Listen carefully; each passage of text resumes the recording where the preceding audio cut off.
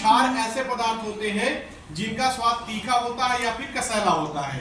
ठीक है, इसके बाद फिर एक आया जैसे कुछ फल थे तो उनको आपने चख लिया, देख लिए, ठीक है, या कुछ ऐसे खाने वाले पदार्थ थे जिनको खाने से आप पता चल गया कि ये एसिड है, बेस है, लेकिन उसमें थोड़ा सा परिवर्तन हुआ।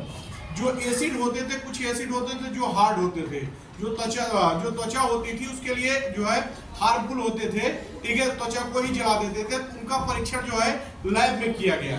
ठीक है, लैब में कैसे किया गया? लिटमस पेपर के आधार पे। ठीक है, दूसरा है लिटमस पेपर के आधार पे जब देखा गया तो लिटमस पेपर के आधार पे एसिड ऐसे होते हैं जो नीले लिटमस पेपर को, ठीक है, किसको कहते हैं? नीले को लाल कर देते हैं। ठीक है, आप कह सकते हैं कि वे पदार्थ, ठीक है, या ऐसे पदार्थ जो नीले लिटमस पेपर को लाल कर देते हैं उन्हें अम्ल कहते हैं। ठीक है, जो नीले लिटमस पेपर को लाल कर देते हैं उन्हें अम्ल कहते हैं। ठीक है, दूसरे शब्दों में आप कह सकते हैं कि क्षार के लिए कि क्षार ऐसे पदार्थ होते हैं या वे पदार्थ जो लाल लिटमस पेपर को नीला कर देते हैं। ठीक है, जो लाल लिटमस पेपर को नीला कर देते हैं उनको जो है बेस कहते हैं, और जो नीले लिटमस पेपर को लाल कर देते हैं उन्हें हम एसिड कहते हैं। ठीक है, पहला आपको बताया गया भौतिक गुण के आधार पे, दूसरा आपको बताया गया लिटमस पेपर के आधार पे, लेकिन इन दोनों का कॉन्सेप्ट धीरे धीरे फेल होता गया है। इसके बाद एक वैज्ञानिक है आर्हीनियस। ठीक है, आर्हीनियस क्या कहते हैं? आपको जैसे तीसरी परिभाषा के साथ समझिए कि आर्हीनियस कह रहे थे कि अम्ल ऐसे पदार्थ होते हैं, ठीक है, अम्ल ऐसे पदार्थ होते हैं जो जलीय विलयन में H+ आयन देते हैं। ठीक है, अम्ल ऐसे पदार्थ होते हैं जो जलीय विलयन में H+ आयन देते हैं।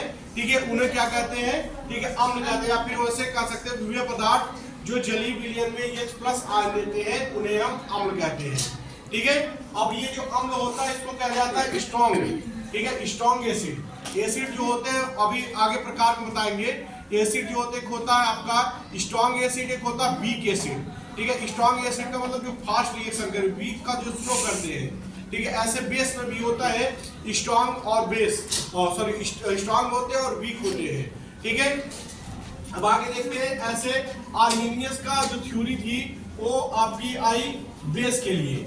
जब बेस के लिए आती है तो बेस में इन्होंने बताया कि वे पदार्थ जो हाइड्रोक्सिल आयन देते हैं, मतलब जो OH- आयन देते हैं, ठीक है, जलीय विलयन में, उनको हम कहते हैं बेस। ठीक है, आर्हीनियस कहते हैं कि ऐसे पदार्थ जो जलीय विलयन में OH- आयन देते हैं उन्हें क्षार कहते हैं। ठीक है, जैसे अगर इनका जलावृतन करवाया जाए, जैसे अगर HCl को जल में घोलोगे तो आपको H+ प्राप्त होगा। ठीक है, H2SO4 करोगे तो H निकलेगा, हाइड्रोजन उससे मुक्त होगा। ठीक है, और SO4 अलग हो जाएगा। वैसे ही आपका NaOH को भी बोलते हैं। अगर आप NaOH को बोलते हो तो Na पॉजिटिव, OH निगेटिव। ठीक है, CaOH को बोलते हो तो OH निकलता है, Ca अपना बाहर हो जाता है। ठीक है, कहने का मतलब जिसमें से अगर आपको H+ प्राप्त होंगे वो एसिड होंगे, और जिससे जो है आपका OH- प्राप्त होगा। ठीक है, जो जलीय विलयन में OH- आयन देंगे वो क्या कहलाएंगे? क्षार कहलाएंगे। ठीक है, इसके बाद फिर एक दूसरा साइंटिस्ट आए, उनकी एक अलग थ्योरी थी, जैसे ब्रांस्टेड और लारी। ठीक है, अगले आए आपके ब्रांस्टेड और लारी। ब्रांस्टेड और लारी क्या कहते हैं अम्ल के लिए? कि ऐसे पदार्थ, ठीक है, जिनके पास प्रोटॉन देने की क्षमता होती है। ठीक है, ऐसे पदार्थ जिनके पास प्रोटॉन देने की क्षमता होती है उन्हें अम्ल कहते हैं। ठीक है, प्रोटॉन का मतलब H+ आयन। ठीक है, जो H+ आयन देंगे वो क्या कहलाएंगे? एसिड कहलाएंगे। और जिनके पास H+ आयन देने की क्षमता नहीं होगी वो क्या कहलाएंगे? आपके क्षार कहलाएंगे। ठीक है, वो क्षार होते हैं। ठीक है, एकदम सिंपल इनकी परिभाषा थी कि जिनके पास प्रोटॉन देने की क्षमता होती है वो अम्ल होते हैं, और जिनके पास प्रोटॉन देने की क्षमता नहीं होती उन्हें क्या कहते हैं? क्षार कहते हैं। ठीक है, अब ऐसे फिर अगला परिभाषा आई, कुछ तत्वों को आया, तत्वों के आधार पे, जैसे इलेक्ट्रॉनिक थ्योरी आई। इलेक्ट्रॉनिक थ्योरी के आधार पे देखा गया। ठीक है, इलेक्ट्रॉनिक थ्योरी में जब देखा गया तो इन्होंने ये कहते हैं कि जिनके पास इलेक्ट्रॉन देने की क्षमता, या ऐसे कहिए जो एक जोड़ी निर्जल इलेक्ट्रॉन स्वीकार करते हैं। ठीक है, ऐसे पदार्थ जो सामान्य रासायनिक क्रियाओं में एक जोड़ी निर्जल इलेक्ट्रॉन स्वीकार करने की प्रवृत्ति रखते हैं या स्वीकार करते हैं, उनको हम कहते हैं एसिड। ठीक है, और जो देते हैं, जो डोनेट करते हैं, वो क्या कहलाते हैं? क्षार कहलाते हैं। ठीक है, जैसे आपने देखा होगा, जैसे CO3 माइनस माइनस, ये है कार्बोनेट, ये क्या करता है? इलेक्ट्रॉनों को ग्रहण करता है। और जो NH4 आयन होता है, NH4 क्या करता है? इलेक्ट्रॉनों को डोनेट करता है। ठीक है, अकॉर्डिंग टू द, ठीक है, इलेक्ट्रॉनिक थ्योरी। ठीक है, इलेक्ट्रॉनिक थ्योरी के अनुसार आप कह सकते हैं कि वे पदार्थ जो एक जोड़ी निर्जल इलेक्ट्रॉन स्वीकार करने की प्रवृत्ति रखते हैं, उन्हें हम क्या कहते हैं? उन्हें अम्ल कहते हैं। और जो एक जोड़ी निर्जल इलेक्ट्रॉन देने की प्रवृत्ति रखते हैं, उन्हें जो है हम क्षार कहते हैं। जो इलेक्ट्रॉनों को डोनेट करता है उसमें क्या होता है? धन चार्ज आता है। जो इलेक्ट्रॉनों को एक्सेप्ट करता है उस पर ऋण चार्ज आता है। ठीक है, सामान्य जीवन से हटके होता है। सामान्य जीवन में, ठीक है, होता है कि जिसके पास ऋण होता है उसका मतलब उसके पास कर्जा है। ठीक है, जिसके पास धन है प्लस चार्ज है, उसके पास पैसा अधिक है। लेकिन जो केमिस्ट्री में होता है, केमिस्ट्री में रिच स्पीशीज उसको कहते हैं जिसके पास माइनस चार्ज होता है। ठीक है, जिसके ऊपर माइनस चार्ज होता है वो इलेक्ट्रॉन रिच स्पीशीज होता है। और जिसके पास जो धन चार्ज होता है उसके वो जो होते हैं इलेक्ट्रॉन, मतलब पुअर स्पीशीज उनको माना जाता है। ठीक है, अब ऐसे ही इसमें देखा गया तो इनका डिवाइडेशन किया गया। जैसे जो स्ट्रॉन्ग एसिड होते हैं, ठीक है, इनमें 4 प्रकार की क्रियाएं होती है। जैसे स्ट्रॉन्ग मतलब कह सकते हो प्रबल अम्ल प्रबल क्षार आपस में क्रिया करते हैं। ठीक है, इसके बाद फिर जो है दुर्बल अम्ल दुर्बल क्षार आपस में क्रिया करते हैं। फिर प्रबल अम्ल दुर्बल क्षार, फिर दुर्बल क्षार और प्रबल अम्ल क्रिया करते हैं। इस तरीके से 4 प्रकार की क्रियाएं होती है। ठीक है, इसके बाद इसी में देखते हैं एक होता साल्ट होता है। साल्ट देखेंगे क्या होता है? साल्ट सिंपल एकदम। साल्ट क्या होते हैं? जब अम्ल और क्षार, ठीक है, जब अम्ल और क्षार आपस में क्रिया करते हैं तो लवण बनता है। इस क्रिया में जल का निर्माण अनिवार्य रूप से होता है। देखेंगे जैसे एक रिएक्शन है, जैसे आपने लिया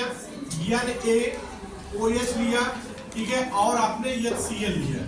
ये क्या हो गया? आपका बेस है, ये बेस है, और ये आपका क्या है? एसिड है। ठीक है, ये क्या आपका बेस है और ये एसिड है, दोनों आपस में रिएक्ट किए। ठीक है, तो ये बन गया आपका, ठीक है, NaCl, और ये है आपको H2O जो है बाहर हो गया। तो इस तरीके से साल्ट का निर्माण हो गया। आप कह सकते हैं कि जब अम्ल और क्षार आपस में क्रिया करते हैं तो लवण का निर्माण होता है, और इस क्रिया में जल अनिवार्य रूप से बनता है। ठीक है, बात समझ में आई? ठीक है, अब लवण जो होते हैं बेटा, वैसे लवण तो 4 प्रकार के होते हैं हायर क्लासों में, लेकिन आपके क्लास में 6 प्रकार के दिए गए हैं। ठीक है, आपके क्लास में कितने हैं? 6 प्रकार के।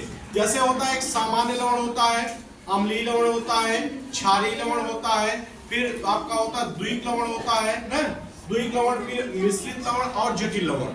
आपके कितने हो गए? 6 हो गए। ठीक है, 6 लिख के बता रहे हैं।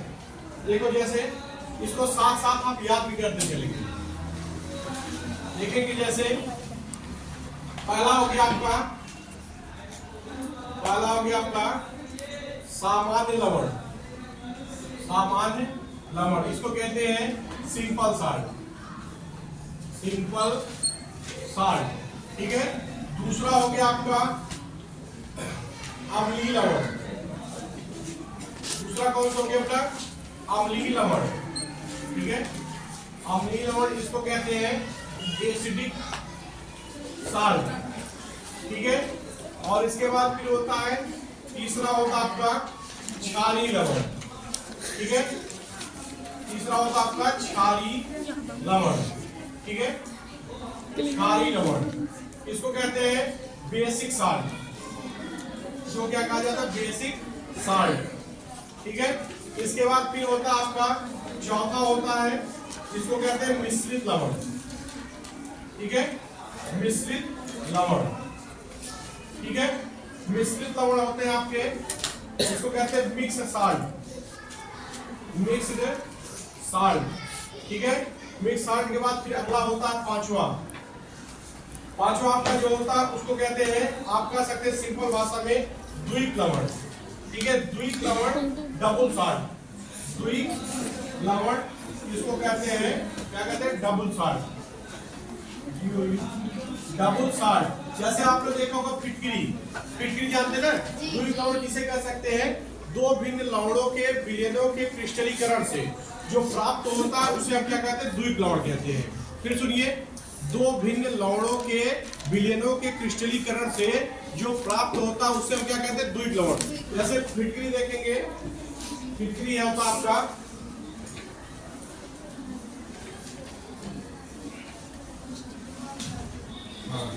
दो भिन्न लवणों के क्रिस्टलीकरण से, क्रिस्टलीकरण का मतलब होता है जैसे आप देखोगे घर पे खोआ बनता है ना, खोआ, तो पहले क्या होता है, वो द्रव अवस्था में होता है। द्रव अवस्था में होने के कारण वो धीरे धीरे ठोस अवस्था में आ जाता है।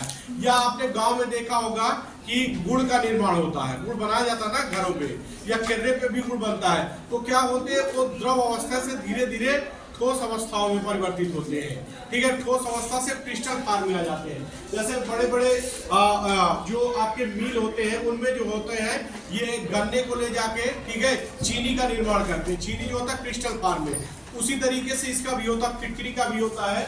ठीक है, K2SO4 Al2, ठीक है, Al2SO4 का 4 24, ठीक है, H2O। हाँ, ये है फिटकरी आपकी।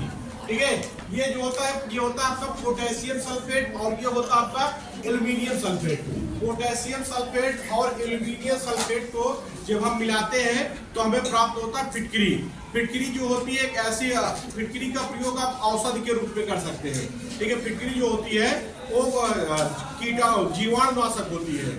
ठीक है, वो छोटे छोटे आपके जो भी रक्त, जैसे सेविंग में प्रयोग करते हैं, सेविंग के दौरान जैसे अगर कोई ब्लड आपका निकल रहा है कहीं से, तो ये रक्त का थक्का जमाने का भी काम करता है। ठीक है, ठीक है, तो ये फिटकरी का प्रयोग जो है औषध के रूप में कर सकते हैं। इसके बाद इसी में अगला होता है आपका, अगला है आपका कौन सा, जटिल लवण। जटिल लवण, जटिल लवण को बेटा हम संकर लवण भी कहते हैं। जटिल लवण को क्या कहते हैं, संकर लवण के नाम से भी जानते हैं। इसको वैसे कह सकते हैं संकर साल्ट। ठीक है, संकर, ठीक है, संकर लवण। ठीक है, इसको कहते हैं कॉम्प्लेक्स साल्ट। जी, ठीक है, कॉम्प्लेक्स साल्ट क्या होते हैं, ध्यान सुनेंगे। ठीक है, आप कह सकते हैं कि वे लवण, ठीक है, वे लवण जिन्हें आयनीकृत करने पर एक सरल आयन और एक जटिल आयन प्राप्त होता है, उसे हम क्या कहते हैं, जटिल लवण कहते हैं। फिर सुनिए,